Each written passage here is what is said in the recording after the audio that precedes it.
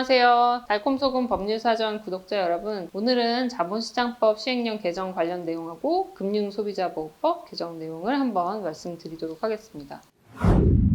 2023년 9월 25일에 사실 발표가 됐고요. 우선 부당이득의 산정 기준을 명확하게 이제 제시를 했는데, 위반 행위로 인해서 얻은 총 수입에서 총 비용을 공제한 차액으로 이제 규정을 했습니다. 그래서 이 차액만큼 이제 범죄자가 실제 처벌을 받을 수 있도록 하는 이런 규정이 도입이 된 게 있고요. 그래서 이 산정 방식에 대해서 이번에 발표된 대통령령에 들어가게 됐습니다. 산정 방식과 관련해서 우선 총 수입과 총 비용을 이제 정의를 하게 됩니다. 총 수입은 실현이익 그리고 미실현이익, 회피 손실 이 세 가지를 모두 포함하도록 규정을 했고요. 총 비용은 수수료, 거래세와 관련된 이제 매매 과정에서 발생된 비용을 이제 정의를 했습니다. 그래서 이 부분이 이제 가장 핵심적으로 들어간 내용이라고 생각하시면 될 것 같고요. 특이사항은 이제 만약에 A라는 사람이 시세 조정을 했다. 자기가 시세 조정을 해서 얻은 차익이 있을 거고, A 주식을 가지고 막 시세 조정을 했는데 A 주식 100주 중에서 30주를 팔았어요. 시세 조정 행위 기간이 있을 거고 30주를 팔아서 이익을 실현했어요. 나머지 70주에 대해서는 미실현이익이 되고 30주에 대해서는 실현이익이 되겠죠. 이 실현이익과 미실현이익, 그리고 자기가 만약에 마이너스 볼 거를 마이너스 보지 않았으면 이건 회피 손실인데 실제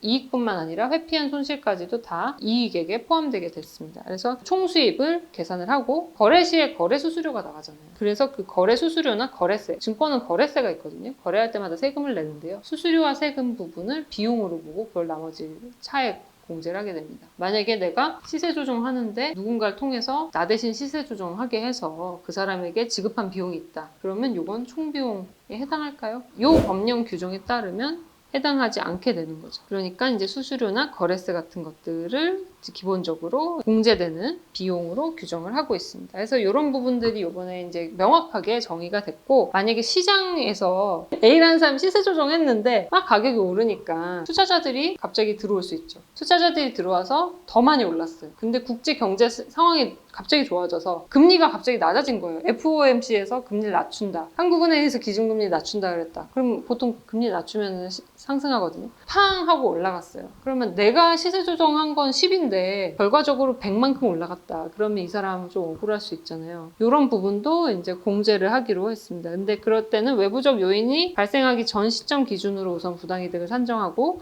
외부적 요인이 발생했을 때 만약에 시세 변동에 준한다고 인정되는 행위를 했을 때는 시세 변동분은 50%만 반영한다라고 하고 있어요. 그래서 만약에 내가 10일 동안 시세 조정을 했고 10일 이후에 금리가 낮아졌다. 그래서 막 올랐다라고 한다면 우선 1차적으로는 외부적 요인이 발생하기 전 시점으로 부당이득을 산정을 하는 거고, 이게 보도자료 내용에 따르면 A라는 사람이 시세 조정 열흘 동안 했다. 그 다음에 금리가 인하됐다. 근데 그 금리 인하의 효과가 내가 시세 조정한 것보다 더 크다. 완전히 상쇄될 만큼이다. 너무 급격한 이제 금리 인하로 사실상 A가 뭐 시세 조정하건 말건 아무 상관없이 그냥 올랐을 거다라고 한다면 시세 조정 행위 전, 금리 인하 전까지만 부당이득으로 계산한다고 합니다. 그러면 이제 이후의 기간에 발생된 상승분은 감안하지 않고, 그런 게 아니라 영향력이 둘 다 있었을 것 같다라고 볼 수 있다면 시세 조정 행위 이후의 상승분과 관련해서 실제 그 이후에 뭐 10일 동안 시세 조정하고 20일 이후에 팔았을 수가 있잖아요. 그러면 자기가 시세 조정 행위를 한 이후 기간의 상승분과 관련해서도 부당이득에는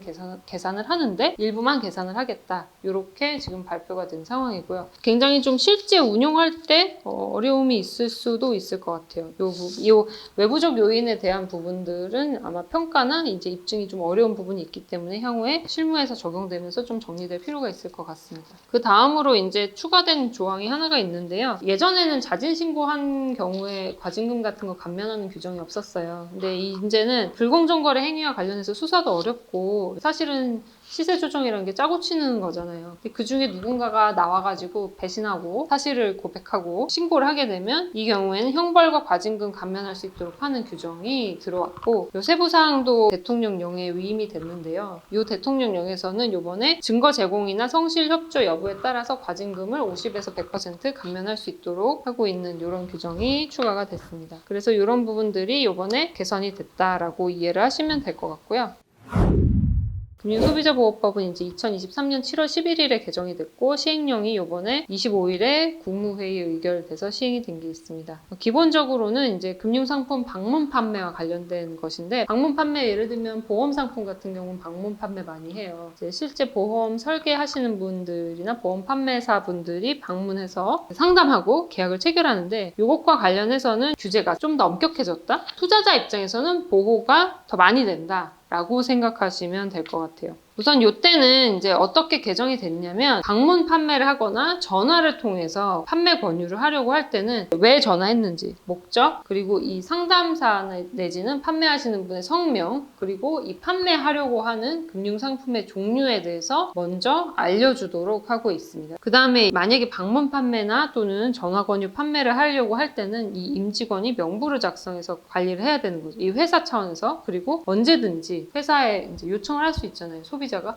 내가 언제 전화했던 그 사람이 누군지 알 수 있을까요? 라고 물어보면 그 회사가 나에게 그분은 누굽니다. 언제 전화하신 분 맞습니다. 라고 확인을 해줘야 된다라는 조항이 나왔습니다. 그리고 홈페이지나 콜센터를 통해서도 이런 신분 확인 절차를 할 수 있도록 하는 체계가 구축이 된다고 합니다. 그래서 이런 부분들이 굉장히 좀 개선된 측면이라고 할 수 있고요. 그리고 만약에 내가 나는 그런 전화 정말 받고 싶지 않다라고 생각하면 요거를 상품 권유 목적으로 전화하지 말라고 요청할 수 있는 권리가 새롭게 신설이 됐습니다. 이건 너무 당연한 건데 예전에 이제 명문으로 규정이 안 들어와 있었는데요. 그래서 금융상품 권유하기 위한 연락을 금지할 수 있도록 요구를 할 수가 있고 금융회사는 이런 요구를 받았을 때는 반드시 그에 따라야 하는 그런 의무가 생겼어요. 그래서 이런 부분들은 이제 금융회사 홈페이지나 콜센터를 통해서 요청을 할 수도 있고 금융권 두낫콜 시스템이라는 게 있나 봐요. 그래서 이 두낫콜 시스템을 통해서 여러 금융회사가 연락하는 걸 일괄적으로 거부도 할 수 있도록 규정을 하고 있습니다. 근데 만약에 이 연락금지 이후에 다시 별개로 마케팅 수신 동의를 했다면 그때는 연락을 할 수 있게 되고요. 그래서 그런 부분들이 새로 생겼고 어디라고요? 두나콜이요? donatcall.or.kr 특히 또 야간에 방문 판매를 아예 할 수 없게 됐어요. 그래서 밤 9시부터 다음날 오전 8시까지는 야간에 연락이 금지되는 이런 규정이 들어왔고 하지만 이제 금융소비자가 별도로 요청하면 당연히 할 수 있고요. 그래서 별도 요청권은 행사할 수 있지만 반대로 금융회사에서는 그때 연락을 하거나 방문을 할 수 없도록 하는 내용이 추가가 됐습니다. 그리고 이제 요거는 마지막으로 입증 책임과 관련된 부분인데요. 만약에 금융소비자랑 금융회사 사이에서 나는 계약서를 줬다. 그러니까 소비자가 동의한 거다라고 주장하는 경우가 있고 소비자는 나는 제공받지 못했고 난 동의한 적도 없다라고 해서 이제 법률적인 분쟁이 발생하는 경우가 있을 수 있잖아요. 이런 경우에는 금융회사가 입증을 했어야 되거든요. 제공했다는 것을.